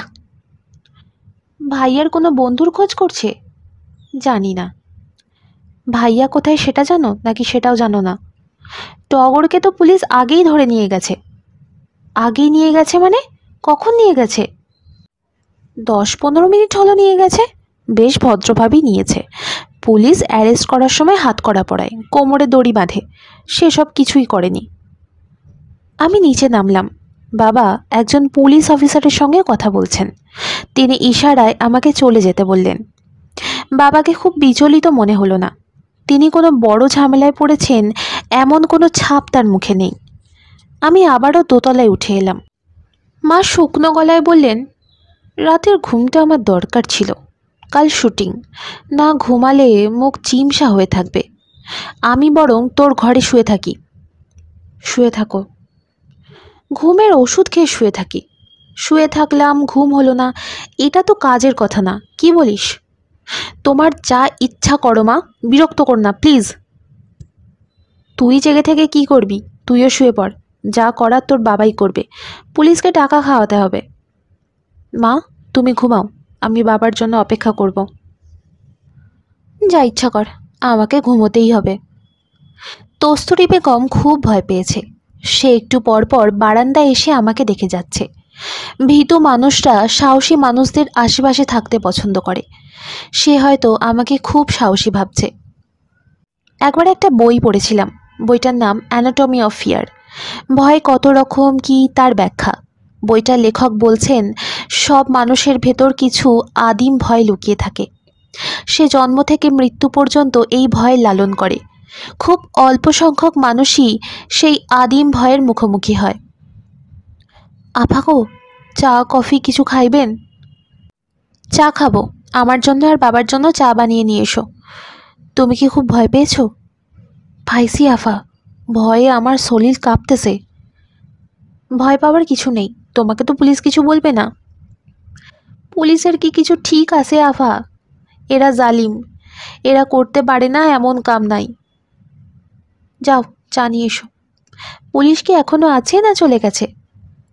পুলিশের বড় সাহেব এখনো আসে, খালাজানের সঙ্গে কথা বলতাছে। উনারে কি চা দিব আফা? না, তুমি এখন যাও। কস্তুরী বেগমের মনে হয় যেতে ইচ্ছা করছে না। সে নিতান্ত অনিচ্ছায় বারান্দা থেকে বের হলো। রাত ৩:৪০, এর মধ্যেও খবর হয়ে গেছে। বাড়ির চারপাশে লোক জমা হয়ে গেছে, হইচই হচ্ছে, প্রচুর রিকশা জড়ো হয়েছে। কয়েকজন আবার দেওয়ালে চড়ে বসেছে। আমাদের দারোয়ান লাঠি উঁচিয়ে তাদের নামাচ্ছে। আমি জানি পুলিশ চলে যাবার পরও এই ভিড় কমবে না, বাড়তে থাকবে। নানান ধরনের গুজব মুখে মুখে ছড়িয়ে যাবে। সকাল ৯টা-১০টা বাজতেই পত্রিকার লোকজন চলে আসবে। বাবা সিঁড়ি বেয়ে উঠে আসছেন। আমি বাবাকে দেখে চেয়ার ছেড়ে উঠে দাঁড়ালাম। বাবা বললেন, কী রে, জেগে আছিস? হ্যাঁ, জেগে আছি। হয়েছে কি বাবা? তেমন কিছু না, পুলিশ টগরকে জিজ্ঞাসাবাদ করবে। ওর বন্ধু বান্ধব তো ভয়ঙ্কর, বন্ধুদের কেউ হয়তো ধরা পড়েছে, টগরের নামে কিছু বলেছে। তোমার মধ্যে কোনো টেনশন নেই কেন বাবা? বাবা চেয়ারে বসতে বসতে বললেন, এরকম ঘটনা যে ঘটবে তা তো আমি অনেক আগে থেকেই জানি, কাজেই বিস্মিত হয়নি। মৃত্যু যে ঘটবে তা কিন্তু আমরা সবাই জানি, তারপরও মৃত্যু যখন ঘটে তখন কিন্তু আমরা খুবই বিস্মিত হই। তোমার মধ্যে বিস্ময়ও নেই। বিস্ময় নেই? না, নেই, বরং তোমাকে দেখে মনে হচ্ছে তুমি খুব খুশি হয়েছ। বাবা অবাক হয়ে বললেন, আমাকে দেখে মনে হচ্ছে আমি খুশি হয়েছি? হ্যাঁ, সেরকমই মনে হচ্ছে। তোমার পরিকল্পনা মতো একটা কাজ শেষ হয়েছে, সেই আনন্দে তোমাকে আনন্দিত মনে হচ্ছে। বাবা পকেট থেকে সিগারেটের প্যাকেট বের করে সিগারেট ধরালেন। কস্তুরী বেগম চা নিয়ে এসেছে। বাবা বিরক্ত মুখে বললেন, চা খাবো না, বলেই মত বদলালেন। কস্তুরী বেগমকে বললেন, আচ্ছা, এনেছো যখন রাখো, বরফ আর গ্লাস আমার ঘরে দিয়ে এসো। আমি তার সামনেই বসে আছি, তিনি আমাকে সম্পূর্ণ অগ্রাহ্য করলেন। এমনভাবে সিগারেট টানছেন যেন তার আশেপাশে কেউ নেই। চায়ের কাপটাতে তিনি ছাইদানি হিসাবে ব্যবহার করছেন। এই কাজও তিনি কখনো করেন না। একজন গোছানো মানুষ চায়ের কাপে সিগারেটের ছাই ফেলবে না। সে নিজে উঠে ছাইদানি নিয়ে আসবে কিংবা কাউকে আনতে বলবে। বাবা আমার উপর রাগ দেখাচ্ছেন। রাগ দেখানোর পদ্ধতির মধ্যেও ছেলে মানুষই আছে। রাত প্রায় শেষ হতে যাচ্ছে। এই সময়ে তিনি তার ঘরে বরফ দিতে বললেন। এটাও রাগ দেখানোর অংশ। মেয়েকে বুঝিয়ে দেওয়া, আমি তোমার কথায় আহত হয়েছি, এখন মদ্যপান করব। যদিও এই কাজটা তিনি কখনোই করবেন না। তার সব কিছুই পরিমিতির মধ্যে। মদ সপ্তাহে একদিন খাবেন, কখনো 2 প্যাকেট বেশি খাবেন না, কখনো হইচই করবেন না। মাতাল হওয়া তো অনেক পরের ব্যাপার। বাবার মতো মানুষরা সীমা অতিক্রম করার আনন্দ জানে না। বাবা সিগারেট খাওয়া শেষ হয়েছে। তিনি ঝট করে উঠে দাঁড়িয়ে প্রায় হন হন করেই ঘরে ঢুকে গেলেন। আমি একা বারান্দায় বসে রইলাম। আমার কারোর সঙ্গে কথা বলতে ইচ্ছা করছে। আমাদের বাসায় ভয়ঙ্কর একটা ঘটনা ঘটেছে, আমার ভাইকে পুলিশ ধরে নিয়ে চলে গেছে। এই জাতীয় কথা না, অন্য ধরনের কথা। আমি জেগে আছি, একা বারান্দায় বসে আছি। এই খবরটা কাউকে জানানো, অন্তত একজন কেউ জানুক আমার মন ভালো নেই। কী জন্য ভালো নেই সেটা জানানোর কোনোই প্রয়োজন নেই। মন ভালো নেই এই খবরটা শুধু জানানো। কিছু অর্থহীন কথাবার্তা বলা, কি বলা হচ্ছে তা জরুরি না, গলার শব্দ শোনাটা জরুরি। কথা বলা খেলা। কস্তুরী আবারও এসেছে, মাথা নিচু করে দাঁড়িয়ে আছে। সে প্রায় ফিসফিস করে বলল, আফা, ঘুমাইবেন না? না, ঘুমাবো না, তুমি শুয়ে পড়ো। ভাইজানরে নিয়ে মারধর করতেছে কিনা কে জানে। না, মারধর করবে না, বাবা অবশ্যই এই ব্যবস্থা করেছেন। তুমি ঘুমাতে যাও। আপনারে একটা কথা বলবো আফা, বলতে ভয় লাগতেছে, না বইলাও পারতাছি না। বলো। পুলিশ যখন বাড়ি ঘেরাও দিছে তখন ভাইজান কাপড় দিয়া পেঁচাইয়া একটা জিনিস রাখতে দিয়েছে। জিনিসটা কি করবো আফা? কি জিনিস? কস্তুরী বেগম চুপ করে আছে, তার কপালে বিন্দু বিন্দু ঘাম। আমি বললাম, বোমা, পিস্তল, এই জাতীয় কিছু? কস্তুরী বেগম জবাব দিল না। এখন সে আমার দিকে তাকাচ্ছে না, মেঝের দিকে তাকিয়ে আছে। রেখেছ কোথায়? চাউলের টিনের ভিতর। থাকুক সেখানে, সকাল হোক তখন একটা ব্যবস্থা করব। ভোরের আলো ফুটতে শুরু করেছে। আমি আগের জায়গাতেই বসে আছি। বাবা যে জেগে আছেন সেটা বুঝতে পারছি। বাবার ঘরে আলো জ্বলছে। তিনি আমার সব ধারণা ভেঙে দিয়ে প্রায় মাতাল অবস্থায় ঘর থেকে বের হলেন। আমাকে জেগে বসে থাকতে দেখে খুবই অবাক হলেন। কাছে এসে কোমল গলায় বললেন, এখনো জেগে আছিস নাকি রে মা? দুশ্চিন্তা করছিস? দুশ্চিন্তা করার কিছু নেই, সব আমার হাতের মুঠোর মধ্যে। যা দেখছিস সবই পাতানো খেলা। পাতানো খেলা মানে? বাবা আমার সামনের চেয়ারে বসতে বসতে বললেন, পুলিশকে আমি খবর দিয়ে এনেছি। আমার কথা মতোই তোর টগরকে ধরে নিয়ে গেছে। তুই যে বলেছিলি আমাকে দেখে মনে হচ্ছে আমি আনন্দিত, আসলেই আমি আনন্দিত। বুঝলি মৃ, তোর বুদ্ধি ভালো। শুধু ভালো বললে কম বলা হয়, খুব ভালো। আমি তোর বুদ্ধি দেখে খুবই অবাক হয়েছি, বলতে গেলে চমকেই গেছি। আমি সহজ গলায় বললাম, পুলিশ ডেকে ভাইয়াকে অ্যারেস্ট করিয়েছ কেন? বাবা নিচু গলায় বললেন, ও যেন নিরাপদে থাকতে পারে, এই জন্যই কাজটা করিয়েছি। 60,000 টাকা সে চেয়েছে, তার মানে সে বিরাট বিপদে আছে। হাজতে ঢুকিয়ে তাকে আমি বিপদ থেকে আলাদা করে ফেললাম। আমি কিছু বুঝতে পারছি না বাবা। সব তোর বোঝার দরকার নেই। নানান ধরনের খেলা এই পৃথিবীতে চলে, সব খেলা বুঝতে হবে এমন কোনো কথা আছে? সব খেলা বোঝার চেষ্টাও করতে নেই। বাবা তৃপ্তির হাসি হাসলেন। নেশাগ্রস্ত মানুষরা অল্পতেই তৃপ্তি পায়, তৃপ্তি প্রকাশ করে ফেলে, চেষ্টা করেও গোপন রাখতে পারে না। বাবা আমার দিকে ঝুঁকে এসে বললেন, কিছু খেলা থাকে সাধারণ, উদাহরণ হলো তোর মা। ছোটোখাটো খেলা সে খেলে, খুবই নিম্নমানের। তুমি খুব উচ্চমানের খেলা খেললে। অবশ্যই। খেলাটা তুমি কার সঙ্গে খেলেছ? নিজের সঙ্গে নিশ্চয়ই খেলছো না। তোমার একজন প্রতিপক্ষ আছে, সেই প্রতিপক্ষটা কে? আজহার চাচা? বাবা কিছুক্ষণ চুপ করে থেকে বললেন, ঠিক ধরেছিস, আজহার খুবই ওস্তাদ খেলোয়াড়, তবে সে বোকা, আসলেই বোকা। বোকা হলেও তুমি কিন্তু বাবা তার হাতের মুঠোয়। বুঝলি মা, এটাও আমার একটা খেলার স্ট্র্যাটেজি। আমি ইচ্ছা করেই তার হাতের মুঠোয় চলে গিয়েছি। মার কাছে শুনলাম আজহার চাচা তার ছেলের বিয়ের তারিখ ঠিক করতে এসেছিল। খেলার স্ট্র্যাটেজি হিসাবে তুমি নিশ্চয়ই তারিখও ঠিক করেছ। তারিখটা কি? বাবা চুপ করে গেলেন, সিগারেট ধরালেন, ক্লান্ত গলায় বললেন, তারিখ ঠিক করার কথা তোকে কে বলেছে? নিশ্চয়ই তোর মা। সে আর কি বলেছে? না, আর কিছু বলেনি। আরও কি কিছু বলার আছে? বাবা কেশে গলা পরিষ্কার করলেন, ছোট করে নিঃশ্বাস ফেলে বললেন, ব্যাপারটায় সামান্য জটিলতা আছে, খুবই সামান্য। বলো শুনি। তোর মা তোকে কিছু বলেনি? না। আচ্ছা, তোকে ব্যাপারটা বলি। ইউনিভার্সিটির চাকরি ছেড়ে ব্যবসায় নেমে পড়লাম, ভয়ঙ্কর রিস্ক নিলাম। এই সময় আজহার আমাকে সাহায্য করলো। বোকা হলেও ওর ব্যবসা বুদ্ধি ভালো। এই লাইনে তার চিন্তা ভাবনা খুবই পরিষ্কার। একবার ব্যবসার একটা বড় ঝামেলা থেকে সে আমাকে বাঁচালো। আমি বললাম, আজহার, তুমি বিরাট বিপদ থেকে বাঁচিয়েছ, আমি তোমার জন্য কি করতে পারি বলো। আজহার বলল, তোমার মেয়েটাকে আমার ছেলের সঙ্গে বিয়ে দাও, মেয়েটাকে আমার বড়ই পছন্দ। আমি বললাম, কোনো সমস্যা নেই, এই মেয়ে তোমার। এই হলো ঘটনা।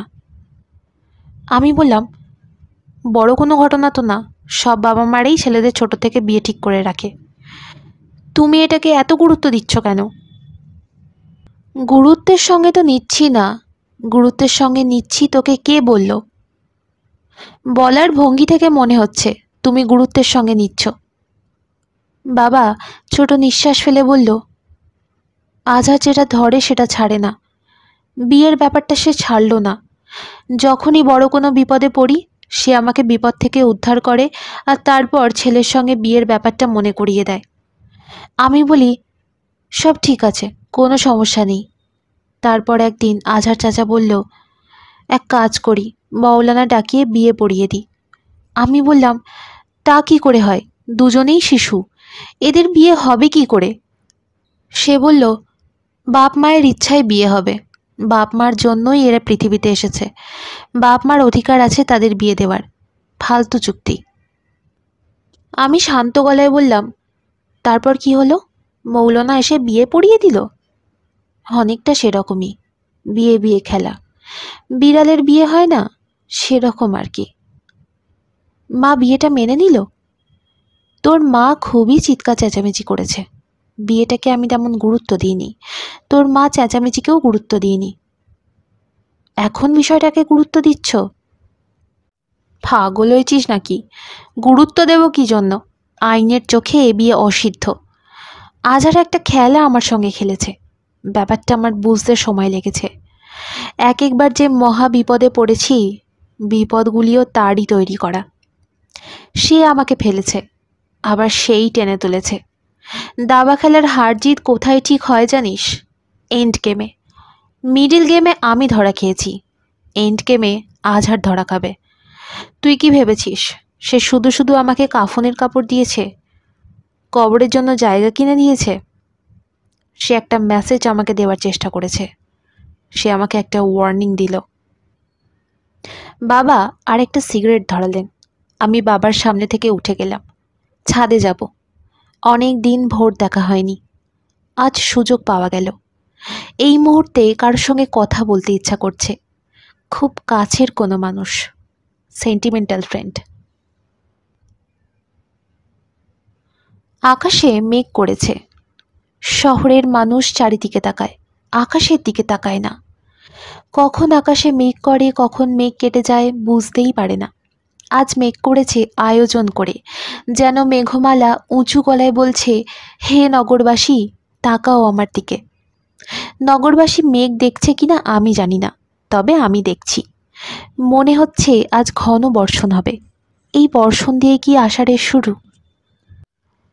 আমি ভেতর থেকে দরজা বন্ধ করে শুয়ে আছি। কাঁপুনি দিয়ে জ্বর এসেছে। শহরে খুব ডেঙ্গুর উপদ্রব। জ্বর হলেই সবাই আঁতকে উঠে ভাবে, ডেঙ্গু হলো নাকি? আমার সেরকম কিছু হচ্ছে না, বরং মনে হচ্ছে ডেঙ্গু হলে ভালোই হয়, কিছুদিন হাসপাতালে কাটিয়ে আসা যায়। সম্পূর্ণ নতুন কোনো পরিবেশ, এই পরিবেশে আর থাকতে ইচ্ছা করছে না, দম বন্ধ লাগছে। নিম্ন শ্রেণীর প্রাণীদের নানান অবস্থা থাকে, সুকীট, মুখকীট, পতঙ্গ। একটা অবস্থার সঙ্গে অন্য অবস্থার কোনো মিল নেই। মানুষের মধ্যে এরকম ব্যবস্থা থাকলে ভালো হতো না? কিছুদিন সে একটা অবস্থায় থাকলো, একদিন হঠাৎ বদলে অন্য রকম হয়ে গেল, অন্য একটা জীবন। আগের জীবনের সঙ্গে কোনো মিল থাকলো না। বাড়িতে আমি একা, বাবা সিলেটে, তার চা বাগানে কি যেন একটা সমস্যা হয়েছে, তিনি গেছেন সমস্যা মেটাতে। 1 সপ্তাহ সেখানে থাকবেন। মা গেছেন শুটিংয়ে। আজ তার মোজা বোনার অংশটা রেকর্ড করা হবে।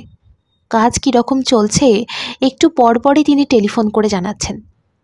বুঝলেমনি, মেকআপ দিয়েছে, ঠোঁটে দিয়েছে কড়া লাল লিপস্টিক। আমি বললাম, একজন বয়স্ক মহিলা এমন গাঢ় রঙের লিপস্টিক পরবেন?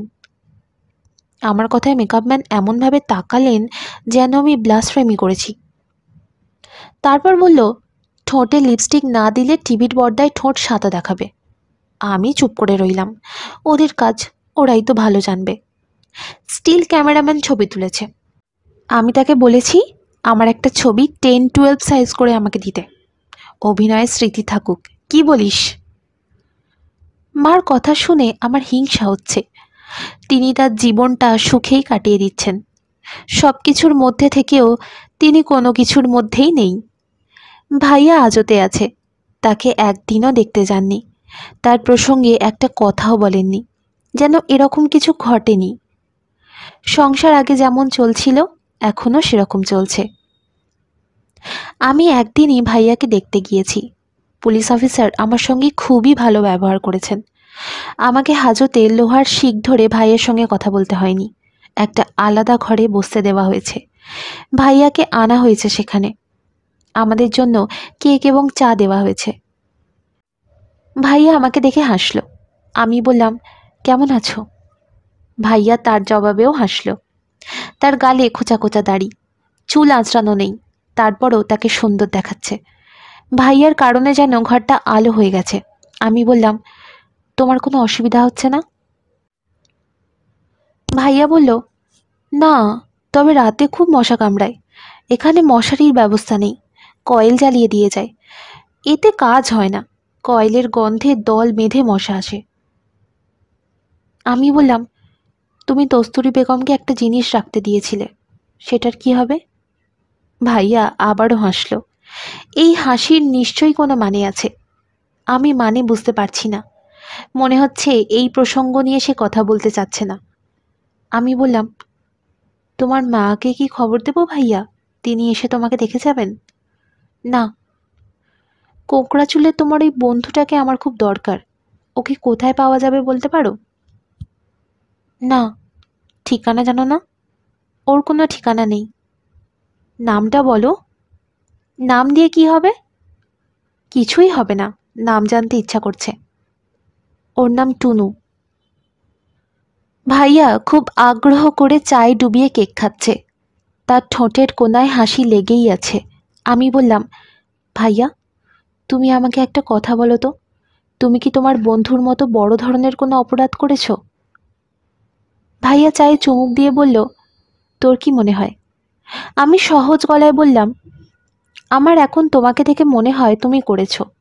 শুধু যে করেছ তা না, তুমি ওদের লিডার জাতীয় কেউ, আড়ালে বসে সুতা খেলাও।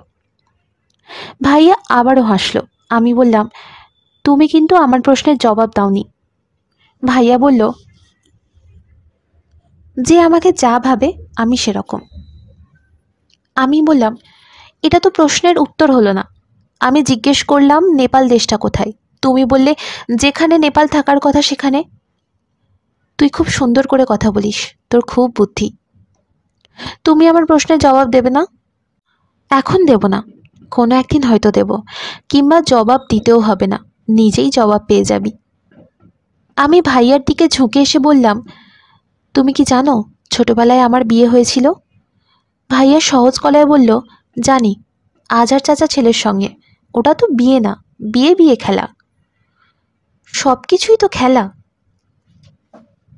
তোর মতো বুদ্ধি আমার নেই, ফিসফিসিয়ে কথা আমি কিছুই বুঝি না। তবে এই বিয়ে নিয়ে তুই মোটেও চিন্তা করবি না, ওটা কোনো ব্যাপার না, মাথা থেকে ঝেড়ে ফেল। তুই তোর ওই টিচারকে বিয়ে করে ফেল। টিচারের কথা তুমি জানলে কিভাবে? ভাইয়া আবারও হাসল। আমি বললাম, ভাইয়া, তুমি অন্ধকার ঘরে চুপচাপ বসে থাকো, কিন্তু তুমি অনেক কিছুই জানো, তাই না? তা জানি। মৃ, শোন, ছোটবেলায় বিয়েটা নিয়ে তুই মোটেও ভাববি না। বাবা তোকে পাগলের মতো ভালোবাসেন। তোর কোনো রকম সমস্যা বাবা হতে দেবেন না। এই বিষয়টা নিয়ে তুই আর ভাববি না। আমি নিচু গলায় বললাম, ব্যাপারটা ভুলতে পারছি না। আমার কেন জানি মনে হচ্ছে কোনো দিন যদি আজহার চাচার ছেলেটা এসে বলে, মৃন্ময়ী এসো, তোমাকে নিতে এসেছি, তাহলে আমি তার সঙ্গে চলে যাব। পাগলের মতো কথা বলবি না, যেটা সত্যি আমি সেটাই বলছি। অনেকক্ষণ কথা হয়েছে, এখন বাসায় যা, মাথা ঠিক রাখ। ভালো কথা, টুনু এসে আমার জিনিসটা নিয়ে যাবে। কবে আসবে? আসবে কোনো একদিন, আজও আসতে পারে। ভাইয়া, সেও কি তোমার মতো প্রশ্ন করলে জবাব দেয় না? প্রশ্ন করে দেখিস, সে তোকে খুব পছন্দ করে। তুই নাকি একদিন তাকে খুব যত্ন করে ভাত খাইয়েছিলি। হ্যাঁ। ঘটনাটা বলতে বলতে টুনু কেঁদে ফেলেছিল। কেঁদে ফেলে সে নিজের ওপর খুবই রাগ করল। তারপর করল কি, ঠাস ঠাস করে দেওয়ালে মাথা ঠুকে মাথা ফাটিয়ে ফেলল। এর মধ্যে হাসির কিছু তো নেই ভাইয়া, হাসবে না। আচ্ছা যা, হাসবো না। ভাইয়া, তোমার কাছ থেকে বিদায় নিয়ে আমি কোথায় যাব জানো? জানি না, তবে অনুমান করতে পারি। আচ্ছা, অনুমান করো তো দেখি। প্রথম যাবি শালবনের দিকে, কিছুক্ষণ একা একা ঘুরবি, হয়েছে? হ্যাঁ, হয়েছে। তারপর যাবি আজহার চাচার কাছে, এটা কি হয়েছে? হ্যাঁ, এটাও হয়েছে। আর কোথায় যাব বলো? শেষটা বলতে পারলে আমি ধরে নেব তোমার ইউএসপি খুব ভালো। তুই আমার মায়ের কাছে যাবি, হয়েছে? হ্যাঁ, হয়েছে। মার সঙ্গে দেখা করতে চাচ্ছিস কেন? এমনি, কোনো কারণ নেই। তুমি বাবার কাছ থেকে কতটুকু পেয়েছো এবং মার কাছ থেকে কতটুকু পেয়েছো, এটা আমার জানার খুব শখ। একদিন দেখেই সব বুঝে ফেলবি? না, তা বুঝবো না, তবে চেষ্টা করব। ভাইয়া হাসি মুখে বসে আছে, পা নাড়াচ্ছে। মনে হলো হাজত ঘরে থেকে সে খুব মজা পাচ্ছে। হাজত থেকে বের হয়েছি, ওসি সাহেব আমাকে এগিয়ে দিতে এসেছেন। স্বাভাবিক সৌজন্যবোধ থেকে তিনি যে এটা করছেন তা না। ম্যাডাম, আপনি আপনার ভাইয়ের ব্যাপারে মোটেও চিন্তা করবেন না। আমি চিন্তা করছি না, তাকে যতটুকু সুবিধা দেওয়া দরকার আমরা দিচ্ছি। আমি গাড়িতে উঠতে উঠতে বললাম, কেন দিচ্ছেন? ওসি সাহেব প্রশ্নের জবাব দিলেন না। মনে হলো তিনি কেমন যেন ভ্যাবাচাকা খেয়ে গেছেন। তিনি প্যাকেট থেকে সিগারেট বের করতে করতে বললেন, ম্যাডাম, আপনার যখনই ভাইকে দেখতে ইচ্ছা করবে আপনি চলে আসবেন। আমি যদি নাও থাকি অসুবিধা হবে না, আমি ইনস্ট্রাকশন দিয়ে দেব। Thank you. আমার গাড়ি চলতে শুরু করেছে। ওসি সাহেব হাসি মুখে দাঁড়িয়ে আছেন। সুন্দর একজন মানুষ। পুলিশের পোশাক ফেলে পায়জামা পাঞ্জাবি পরলেই তাকে মনে হবে কোনো এক প্রাইভেট কলেজের বাংলা অধ্যাপক। পুলিশ এবং মিলিটারিতে যেমন পোশাক আছে, অন্য সবারই তেমন পোশাক থাকলে ভালো হতো। পোশাক দেখলেই বোঝা যেত তার পেশা কী। শুধু পুলিশ এবং মিলিটারিদের আমরা চিনব এবং অন্যদের চিনতে পারবো না, তা হবে কেন? কেরানিদের একরকম পোশাক হবে, বড় সাহেবদের অন্যরকম, সন্ত্রাসীদের অন্যরকম। আমরা সবাই সবাইকে চিনব, কোনো রাগঢাক থাকবে না। আভা, কোন দিকে যাব? আমি ঠিকানা দিয়ে দিলাম, ভাইয়ার মার ঠিকানা। ভদ্রমহিলাকে আমি কি ডাকবো? মা ডাকবো নাকি অন্য কিছু? ড্রাইভার গাড়ি চালাচ্ছে। দুবার সে মাথা ঘুরিয়ে আমাকে দেখল। আমাকে কি খুব দুশ্চিন্তাগ্রস্ত মনে হচ্ছে? অস্বাভাবিক লাগছে? নিজের মধ্যে প্রচণ্ড অস্থিরতা বোধ করছি। ভাইয়ার মার কাছে এখন আর যেতে ইচ্ছা করছে না। ওনার কাছে কেন যেতে যাচ্ছিলাম তাও বুঝতে পারছি না। অপরিচিত একজনের সঙ্গে কিছুক্ষণ গল্প করার জন্য কি যেতে যাচ্ছিলাম? হতে পারে। বিশেষ বিশেষ সময়ে নিতান্ত অপরিচিত মানুষের সঙ্গে কথা বলতে ইচ্ছা করে। নিতান্ত অপরিচিত জনকে মনের গভীরে লুকিয়ে থাকা গোপন কথা বলতে ইচ্ছা করে। এই ভরসায় বলা যে এর সঙ্গে বাকি জীবনে আর কখনো দেখা হবে না। বিদেশে এমন ব্যবস্থা আছে, টেলিফোনে কথা বলা সঙ্গী, কাউন্সিলর। কোনো একটা সমস্যা হলো, টেলিফোনে বিশেষ বোতাম টিপলেই মনোযোগী শ্রোতা পাওয়া যাবে, যে উপদেশ দেবে। উপদেশ না চাইলে শুধুই শুনবে। বাংলাদেশে এমন ব্যবস্থা থাকলে আমি টেলিফোনের ডায়াল ঘুরিয়ে হড়বড় করে অনেক কথা বলতাম। এই যে শুনুন, হ্যালো, আজ আমার খুব মন খারাপ। খুব কি বেশি খারাপ? হ্যাঁ, খুব বেশি খারাপ। এখন আমি গাড়িতে বসে আছি, কিন্তু আমার ইচ্ছা করছে চলন্ত গাড়ির দরজা খুলে বাইরে ঝাঁপিয়ে পড়তে। গাড়ি করে কোথায় যাচ্ছেন? একজন ভদ্রমহিলার কাছে যাচ্ছি। আপনার প্রিয়জনের কেউ? না, তার সঙ্গে আমার আগে কখনো দেখা হয়নি, আজ প্রথম দেখা হবে। আপনার কি ধারণা তার সঙ্গে দেখা হলে আপনার মন খারাপ ভাবটা কমবে? আমার কোনো ধারণা নেই। কী নিয়ে আপনার মনটা খারাপ সেটা কি আপনি বলবেন? না, বলবো না। ড্রাইভার ব্রেক কষে গাড়ি থামালো।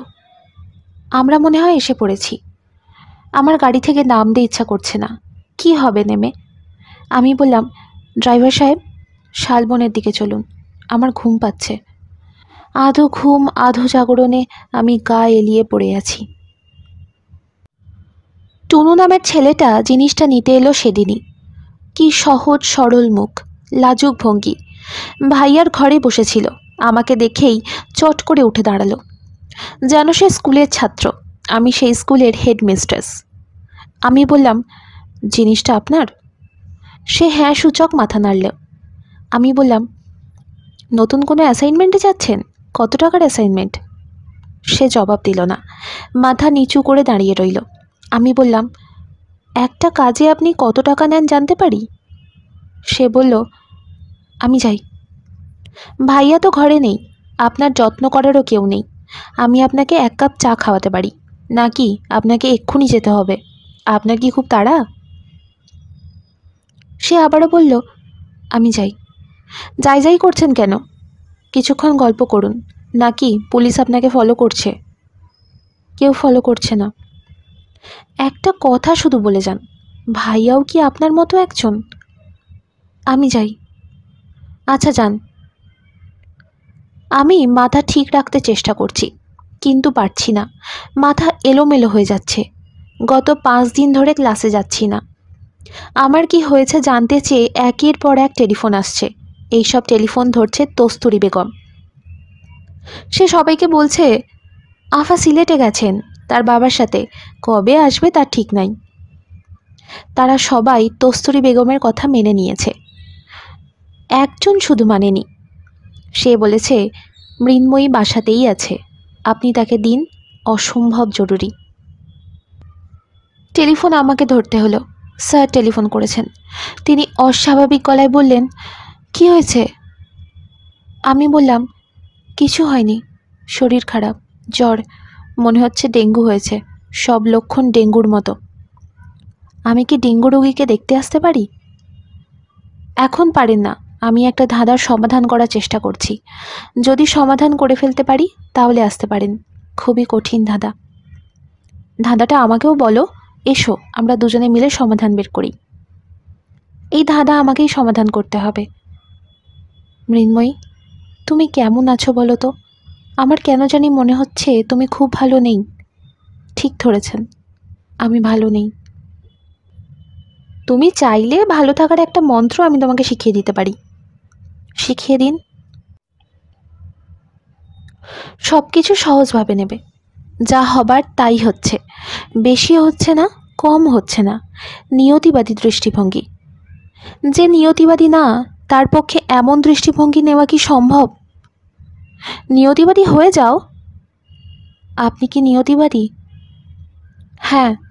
মৃন্ময়ী, শোনো, আমি তোমাকে সাহায্য করতে চাই, তুমি আমাকে সুযোগ দাও।